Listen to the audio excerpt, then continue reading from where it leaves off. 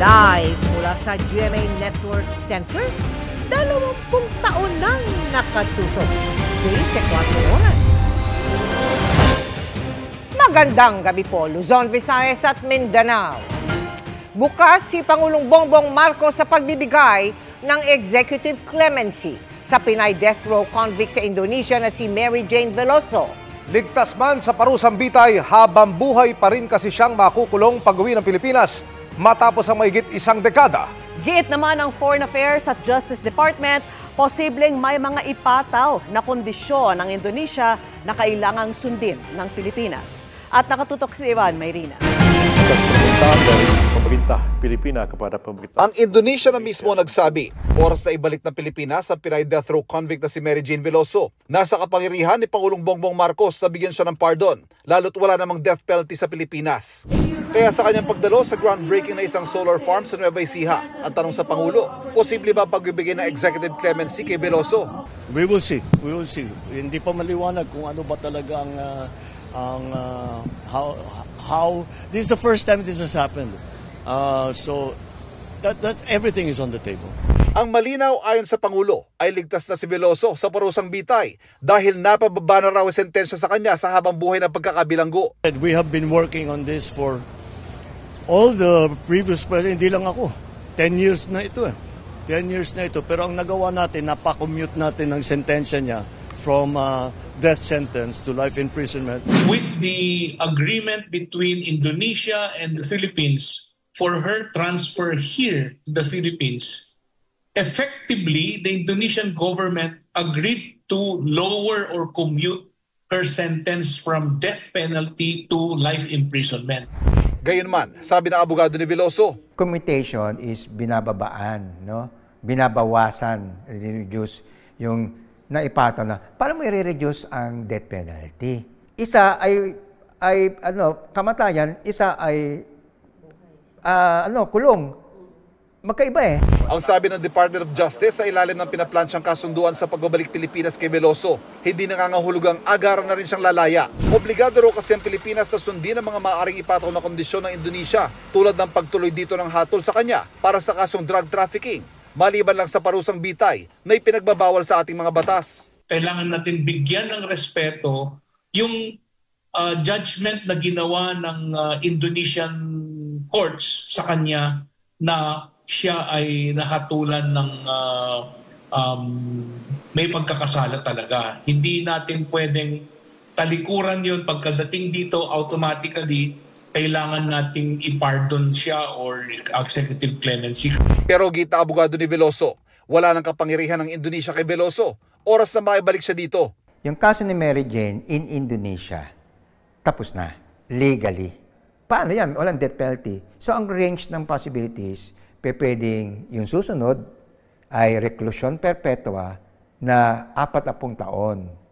O di kaya, ang pinakagusto natin at tinutulak natin, absolute pardon. Hindi na siya kukulungin kahit 1 segundo. Kapag nakauwi na sa Pilipinas ay magpapatuloy naman ang paglilitis sa kanyang recruiter para sa kasong human trafficking at estafa. Tinitiyak naman ng pamahalaan ang kaligtasan ni Mary Jane na isa ilalim sa pangangalaga ng Bureau of Corrections. Para sa GMA Integrated News, Ivan Mayrina, nakatutok, 24 oras. Sinimulan na ng Task Force ng Department of Justice ang case build-up kaugnay sa mga pagpatay noong gera kontra droga ng Administrasyong Duterte.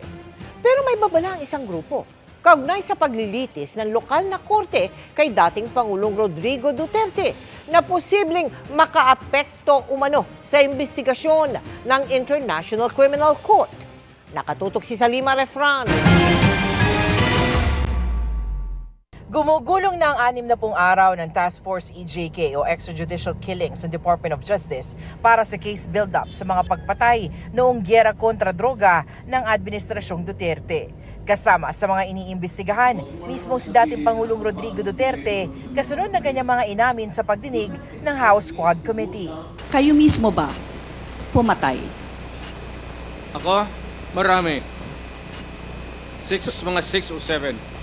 Katuwang ng Task Force EJK ang NBI at PNP sa pagkalap at pagsuri ng ebidensya, habang nakikipag-ugnayan na rin ang Task Force sa Quadcom ng Kamara, mga komite ng Senado at sa Commission on Human Rights para sa resulta ng kanilang mga pagdinig at investigasyon. Para malaman natin kung ano man ang pwedeng masundan, kung ano man yung pwedeng isampa at kung ano yung pagka may mga kasong pwede nang or ripe na ba yan ay pwede nang isampa sa preliminary investigation before the prosecution service ng Department of Justice.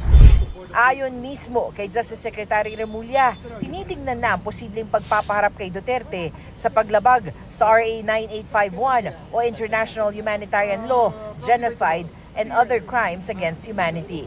Ayon sa Commission on Human Rights, sa 3 krimen na nakasaad sa RA 9851, ang other crimes against humanity ang maaari raw gamitin sa mga nasa likod ng giyera kontra droga. Pero naniniwala ang CHR na hindi ito sapat para mapanagot ang mga ito. Sabi ng Center for International Law o CENTERLAW, isang human rights and public interest advocate group, kung sakali, ngayon lang daw may magdedemanda sa ilalim ng RA 9851. Pero ang pagkakaroon ng paglilitis sa lokal na korte laban kay Duterte kaugnay sa crimes against humanity, may implikasyon sa ginagawang investigasyon naman ng International Criminal Court kay Duterte sa kaparehong reklamo. For the period na member tayo ng ICC, magkakaroon ng overlap, magkakaroon ng duplication. And ang mangyayari yan, if there's really going to be a genuine prosecution domestically, there's a possibility na isuspend ng ICC yung kanyang ongoing investigation. Para di raw yan mangyari, pwedeng iiwas ang gobyerno mga petsa ng sakop ng kanilang investigasyon. Pwede rin daw sakupin ng investigasyon ang mga opisyal ng pulisyan na nagpatupad ng anti-drug war. So the ball is in the court of the Marcos administration, no? You are being mocked by the former president. Sinabi niya mismo, ang tagal-tagal nga nitong DOJ, hanggang ngayon wala pa akong kaso. Parang talagang dinidare niya yung DOJ, no? So I think the DOJ should take on the dare and investigate and file the proper cases. Para sa GMA Integrated News, Sanima Refran, nakatutok 24 oras. Nakadetini ngayon ang Chief of Staff ni Vice President Sara Duterte matapos i-cite in contempt dahil umano sa pakikialam sa trabaho ng Kamara at sa pag-iwas sa mga tanong. Sa pagsasabi ng bise na nadadamay na umano ang kanyang mga tauhan dahil umano sa politika, hinamon siya ni Speaker Martin Romualdez na siya mismo ang humarap sa komite at sagutin ang mga tanong tungkol sa kanyang confidential funds.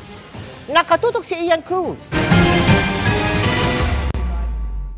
Dahil umano sa undue interference o labis na pakikialam sa trabaho ng Kamara, pinakontempt ng House Committee on Good Government and Accountability ang Chief of Staff ni Vice President Sara Duterte na si Attorney Zuleika Lopez. Ito ay dahil sa pagsulat niya sa Commission on Audit na huwag sundin ang subina ng Kamara para isumite ang mga audit report nito tungkol sa confidential funds ng Office of the Vice President. I'm sorry, Attorney Lopez, no, dahil ikaw yung nakapirma dito. And according to our rule, one of the reasons on the is the undue interference in the conduct of proceedings. So may I move, Mr. Chairs, na nag-violate si Attorney Lopez dito sa ating proceedings or doon sa ating trabaho. May I move to cite Attorney Lopez in contempt, Mr. Chair. Si Lopez humiling na may konsidera ang pagbawi sa contempt order laban sa kanya. For the record, it was just a respectful request to the Commission on Audit. There was no intention, Your Honor, to demand from them or to order them or to commandeer them into something that they did not want to do. Humingi rin ng paumanhin si Lopez pero nanatili ang contempt citation dahil sa pag-iwas raw nito sa mga tanong. Nakadetini ngayon si Lopez sa House Detention Center. Sa isang pahayag, sinabi ng OVP na humiling si Lopez na huwag na silang mag-issue ng statement kaugnay ng kanyang pagkakadetini. Hindi dumalo sa pagdinig ang 4 pang opisyal ng OVP na pinasubina ng komite para sagutin ang mga tanong ukol sa mga kahina-hinala umunong acknowledgement receipts na isinumite ng OVP at Department of Education sa COA tungkol sa paggugol sa confidential funds. Ang sabi ni Duterte, ang pinakamalaking hamon na hinaharap niya ngayon ay ang pagdamay raw sa kanyang mga tauhan sa panggigipit sa kanya ng mga kalaban sa politika. Maluoy ko tungod kay, as I said, ako politiko man ko, mga politiko, gubaon maginaimohang pangalan because there's a race, no? So, para makalamang ang kalaban, mandaot yun na sila o ilahan kakompetensya sa politika. Sa isang panayam, sinabi ni Speaker Martin Romualdez na sa halip na kanyang mga tauhan, dapat ang bise mismo ang humarap sa komite at magpaliwanag tungkol sa paggamit ng kanyang confidential funds. Hindi dapat siya sumipot at mag-oath at magsalita at mag-explica kasi lahat ng mga opisyalis niya siya lang yata may alam kung ano nangyari sa mga pondo kaya dapat siya lang mag-explica. Huwag na lang niyang bigay sa mga officials ng OVP o sa DepEd. Siya na lang magsalita. Yun na lang po. Para sa GMA Integrated News, Ian Cruz, nakatutok 24 oras. Pinagsisikapan po naming makuha ang panig ni Vice President Sara Duterte kaugnay sa sinabi ni Romualdez, pero naghihintay pa rin po kami ng sagot. Huling-huli sa CCTV ang kaliwat kanang pagnanakaw ng isang grupo sa ilang lugar sa Caloocan at Valenzuela. 5 miyembro nito ang arestado at napag-alamang ding sangkot sa iligal na droga. Narito ang aking eksklusibong pagtutok. Dinikitan ng 2 lalaking sakay ng motorsiklo ang babaeng ito. Tinutukan ng baril, hinablot ang dalang bag, saka humarurot paalis. Sa hiwalay na video, kitang pinasok naman ng mga suspect ang isang vape shop. Tinangay nila ang laman ng kaka at tumakas. May nahuli ding panloloob sa tanggapan ng lending company. Binugahan pa ng mga suspect ng pintura ang lens ng security camera para hindi sila makita. Nangyari ang kaliwat kanang nakawan sa area ng Caloocan at Valenzuela, kung saan ang mga suspect iisang grupo lang na kinilala ng pulisya bilang Melor Group. Racket nito at yung mga modus nito ay mga hold up ng mga lending at saka tong mga ibang establishment natin. Tatakas, naka-riding in tandem sa motorcycle. 4 ang unang nahuli ng pulisya sa 6 na miyembro ng grupo.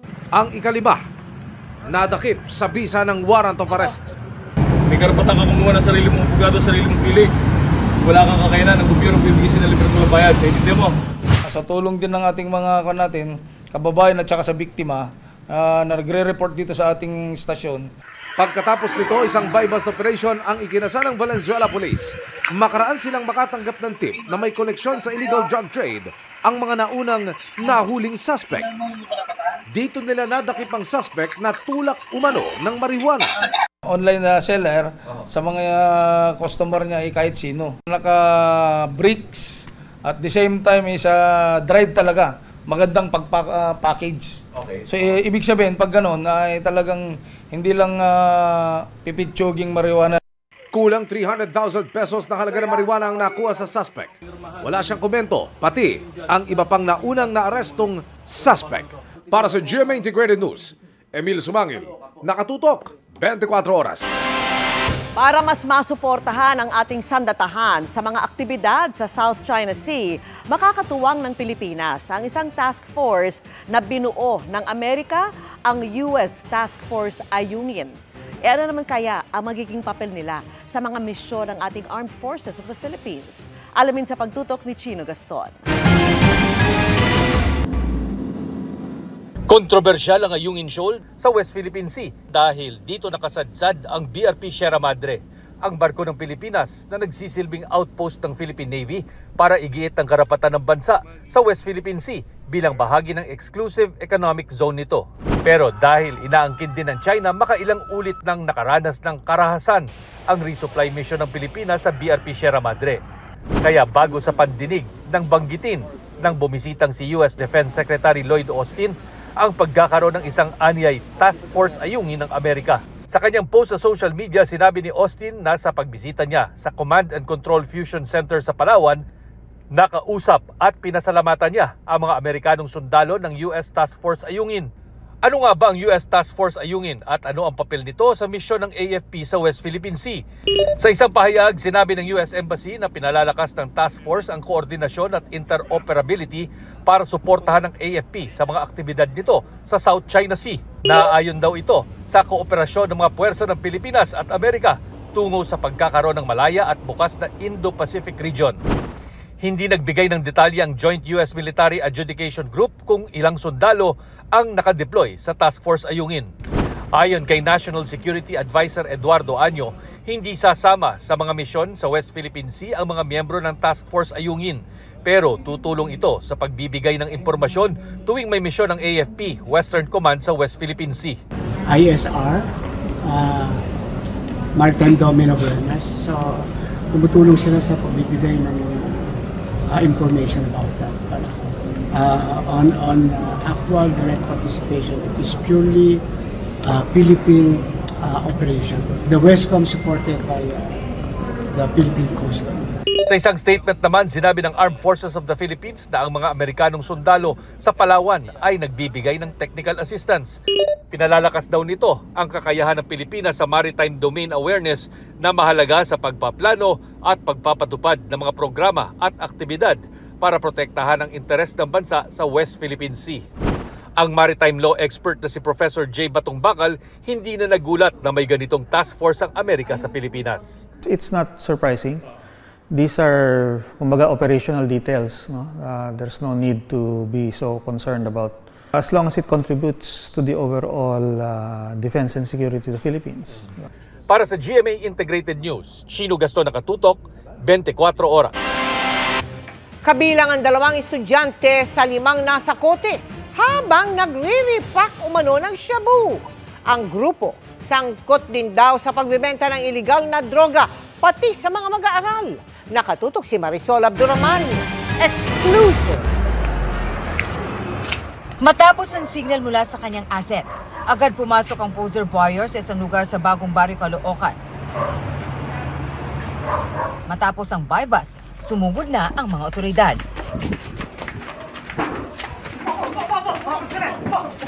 Lima ang arestado sa operasyon, kabilang ang menor de edad na grade 11 student at 18 taong gulang na grade 12 student. Naaktuhan daw ang grupo na nagre-repack ng umunoy shabu. Very alarming talaga kasi estudyante, menor de edad pa. Nakuhanan pa umano ang mga suspect ng marijuana oil na nagkakahalaga ng mahigit 300,000 pesos. Matagal raw minanmanan ng Drug Enforcement Unit ng NPD ang grupo sa dami ng sumong na kanilang natanggap hinggil sa gawain ng grupo. Ito yung nag-distribute ng illegal drugs doon sa area na yun. Itong mga to, meron na yung mga ready market, kumbaga. Kasi they're into that already, within their circles lang din. So, kasi yan mga yan, most likely. Ang subject ng operasyon na si alias Pau Pau, sinabing pangtustos daw niya sa kanyang pag-aaral ang kinikita sa pagbebenta ng shabu. Para sa pag-aaral mo? Depensa naman ng iba pang arestado. Gano'n ka nakatagal nagbebenta? Ngayong taon lang po. Ngayong taon lang. Sino nag-recruit sa'yo dito sa Lima? Naano lang po nung wala pong pera po. Minsan nag-repos na konti. Hanggang konti lang, hindi minsan marami yan. Ang iba naman, sinabing nadamay lang daw sila. Natutulog lang po ako sa bahay ng tito. Damay lang din po. Sinampahan sila ng reklamong paglabag sa Republic Act 9165. Para sa GMA Integrated News, Marisol Abduraman. Nakatuto, 24 oras. Chika Minute na po mga kapuso at ang maghahatid ng latest sa showbiz happenings ngayong gabi, walang iba kundi ang It Girl host ng Sparkle na si Janina Chan. Janina! Thank you, Miss Vicky, and good evening mga kapuso. From local to the international scene, ang pagiging blockbuster ng Hello, Love Again ni Alden Richards at Catherine Bernardo. Patunay dyan ang pagtampok sa pelikula sa Asian World Film Festival na sold out ang screening. Makichika kay Aubrey Carampel. Your dreams. Magtatagpo din ang mga features natin. From Hong Kong to Canada marating na natin to California. Hello, Love, Kilig ang hatid ng magkasamang paglakad ni Alden Richards and Catherine Bernardo sa red carpet ng Asian World Film Festival sa Culver City.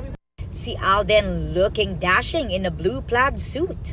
Gorgeous as always naman si Catherine in a powder blue long dress.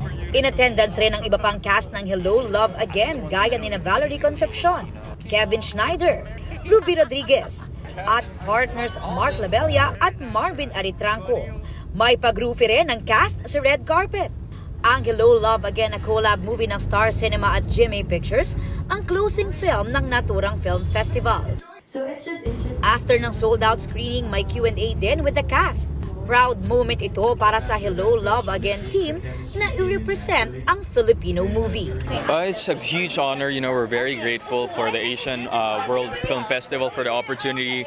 And being here showcasing Filipino talent is so rewarding. This is a very, very important night for us and for us, Filipinos as well. Nakaka-proud to be part of something like this. Bago yan, nagkaroon din ng media day sina Alden and Catherine sa Hollywood. Humanap sila sa LA Press para sa promo tour ng Hello, Love Again sa Amerika. I'm here to try again. Kasalukuyang ipinalalabas ang pelikula sa mga sinehan sa USA at Canada. Starting today, showing na rin ang pelikula in 181 cinemas sa Middle East. Now on its second week naman dito sa Pilipinas, tuloy-tuloy ang box office record ng pelikula. Kabilang sa bagong achievement ang natanggap na mataas na rating sa TV and film review website na Rotten Tomatoes. Umabot sa 96% ang popcorn meter nito, formerly called audience score, na mula sa users na nagsubmit ng kanilang rating ng pelikula sa Rotten Tomatoes. Showing pa rin ang Hello, Love Again in over 1,000 cinemas worldwide. Aubrey Carampel, updated to Showbiz Happenings.